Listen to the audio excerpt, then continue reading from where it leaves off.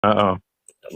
Bentar ya. Ya, jadi saya apa namanya ini kan udah banyak yang udah di atas ya. Saya mau menjelaskan tadi ini Indra ini adalah adik kelas saya yang angkatan ke-16. Dia ini berapa rating di bawah saya berarti ya? Sekitar 10 atau ya 15 rating di bawah saya. Jadi apa namanya buat yang di bawah kalau mau lihat siapa saya biar apa namanya soalnya saya ini lagi apa namanya lagi di kamar tidur nggak nanti kalau saya buka game nggak sopan lah kurang lebih apa namanya Tulisan mau nanya, tulisan. Bang Isan mau nanya. lihat profil ya ya sebentar lihat Mau profil nanya. saya dibuka aja di akun saya ini gitu ya silahkan informasi global. Ya, mau nanya sama Ustadz Najah. Tadi kan dikatakan Pak Panji Gumilang menyanyikan Shalom atau mengucapkan Shalom Aleihim salah ya? Ya, saya katakan salah. Salah. Terus kalau menurut Ustadz Najah nih, bagaimana orang-orang yang berada di Arab sana tuh yang mengatakan kalimat Shalom juga? Mereka kan ada jutaan tuh, ada jutaan, termasuk juga umat Islam yang berada di Israel ada 17% di sana. Termasuk juga ya kerjasama bahkan lagu Israel dinyanyikan di Emirat Arab tuh lagu Israel karena kerjasama di sana. Jadi lagu Israel dinyanyikan di sana. Nah, kira-kira gimana tuh menurut Ustadz Najah? Gini, Mas, informasi global.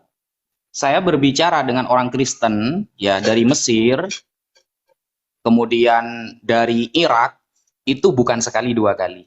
Karena memang YouTube saya itu membahas diskusi lintas agama antara Yahudi dengan Kristen. Jadi saya berhadapan dengan orang-orang Arab yang notabene-nya beliau-beliau adalah orang Kristen dan Yahudi, itu saya sangat paham. Dan tidak ada sejauh apa yang saya temui ya, kalau jenengan punya bukti, tidak apa-apa. Nanti kita akan komparasikan dalil. Dalil siapa yang lebih kuat? Antara yang membolehkan atau yang tidak membolehkan. Kita ilmiah saja nanti.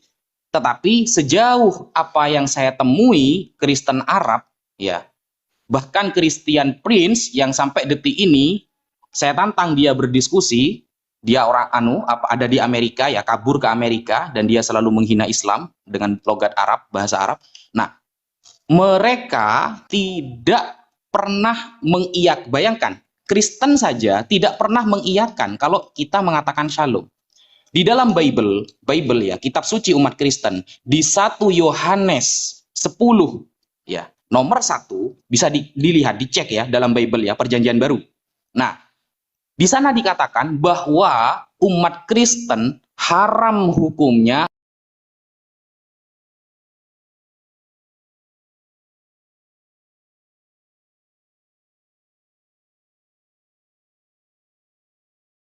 mengucapkan salam kepada Islam. Lalu bagaimana kita Islam kalau ini mau toleransi beneran nih? Kalau kita mau toleransi beneran nih, seharusnya umat Islam menghargai ayat 1 Yohanes 10 ini dengan tidak mengucapkan salam kepada mereka. Kenapa? Larangannya keras. Mereka mengucapkan salam dulu kepada kita. Itu di dalam 1 Yohanes tercatat itu. Bible Perjanjian Baru. Nah, sebagai unsur toleransi seharusnya kita menghargai ayat itu, kita jangan mengucapkan salam. Kalau kita mengucapkan salam, maka akan ada timbal balik nantinya, faruddu ilaiha. Maka akan ada timbal balik, maka dia pasti akan menjawab salam kita.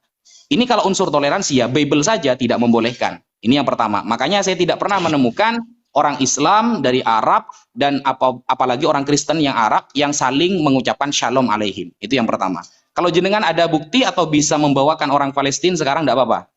Saya yang akan berbicara sama dia nantinya. Gini, Ustadz Najah, tadi kan saya sampaikan orang-orang Islam yang berada di Israel. Sedangkan tadi Shalom itu adalah kan bahasa Ibrani, bahasa Nabi Musa, Nabi Ibrahim, yang memang kita mengimani nabi-nabi sebelum itu dan mereka diturunkan dengan bahasa Ibrani, bahasa mereka bahasa Ibrani gitu kan.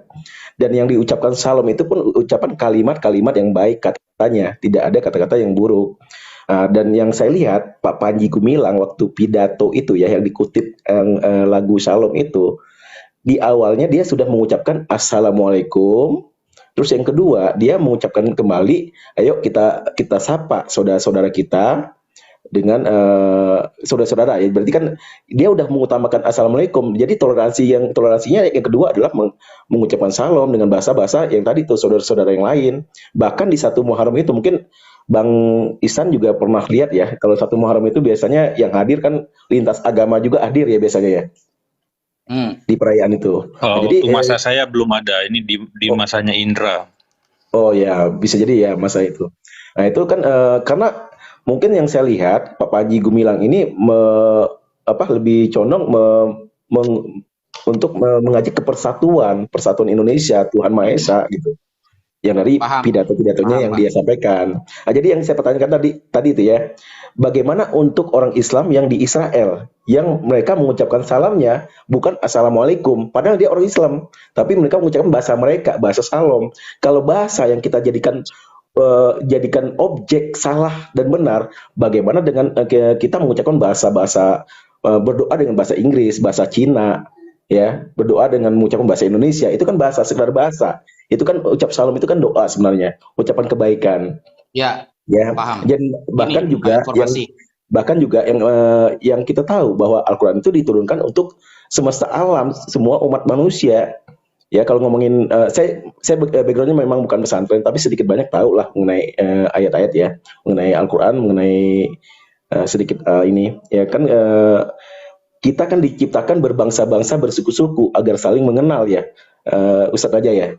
Nah, jadi kalau kita nggak mengerti bahasa Ibrani, bahasa Cina, bahasa komunis lagi tuh, lebih parah lagi. Mengucapkan salam kepada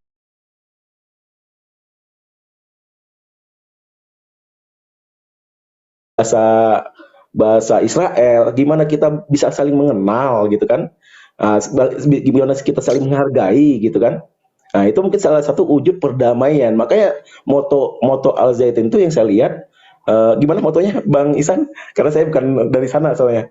Pusat Pendidikan, Pusat Pengembangan Budaya. Pendidik dan Pengembangan Budaya Toleransi dan Perdamaian. Nah, Yang hari perdamaian ini udah bikin gak damai nih. iya. Gimana kita mau damai kalau kita nggak ngerti ya, nggak ngerti bahasa mereka. Kita mau ya, ngomongin masalah gini, ini ya, saya antar jawab bangsa ya, ya, antar bangsa. informasi Oke, ya. oke. Gini, kalau Pak Informasi punya data, tidak apa-apa, gitu. Contoh nih, Pak Informasi mau mengatakan bahwa kata Shalom alaihim itu adalah keselamatan bagi mereka. Nah, mereka selamat gak sih? Kan salah, fatal gitu loh. Kita meyakini hanya Islam yang selamat nanti di akhirat. Jadi ketika kita mengatakan Shalom, keselamatan alaihim, ya, kepada mereka atau kepada kamu yang datang, lah, ini kan sudah fatal maknanya. Padahal di dalam 2 Yohanes 1 nomor 10. Nah, saya baca Bible itu setiap hari, Pak ya. Baca bahasa Ibrani itu saya setiap hari, gitu loh.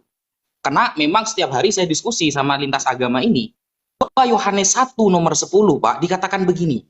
Jikalau seorang datang kepadamu dan ia tidak membawa ajaran Kristen ini, janganlah kamu menerima dia di dalam rumahmu dan janganlah memberi salam kepadanya.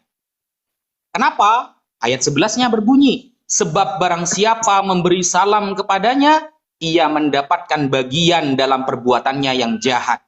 Ini toleransi yang beneran, Pak. Kita tidak boleh mengklaim keselamatan kepada agama lain. Umat Kristen menganggap Islam tidak selamat, pengikut Yesus yang selamat. Saya sebagai orang Islam ya tidak pernah menganggap orang di luar Islam itu selamat. Itu fair, wajar. Karena Bhinneka Tunggal Ika, kita diberikan kebebasan untuk meyakini, melakukan ibadah sesuai ajaran masing-masing. Nah, kalau Bapak Panji Gumilang punya data, punya dalil bahwa apa yang dia lakukan adalah toleransi yang dibenarkan oleh para ulama, toleransi yang dibenarkan oleh Rasulullah. Dakwah Rasulullah dibagi jadi 3, Pak. Ada yang ketika di Mekah, saat Islam masih sedikit, beliau dilempari batu, dicaci, dimaki, beliau diam, tapi tidak pernah membenarkan. Di dalam dakwah yang kedua, beliau saat di Madinah, ketika ada piagam Madinah, ada kerukunan umat antar beragama yang itu kira-kira berlaku selama 4 bulan lebih 10 hari sebelum turunnya surah At-Taubah. Di sana tidak ada kata shalom alaihim kepada agama lain. Kenapa? Karena fatal, Pak. Kalau sampai bilang shalom, berarti meyakini ada keselamatan kepada agama lain. Inilah konsep orang-orang munafik. Orang munafik akan meyakini bahwa orang yang berada di agama selain dia menuai keselamatan juga, mendapatkan keselamatan juga. Padahal di dalam ajaran Kristen sudah jelas, Pak ya. Ajaran Kristen sudah jelas, yang tidak mengakui Yesus datang ke dunia untuk menebus dosa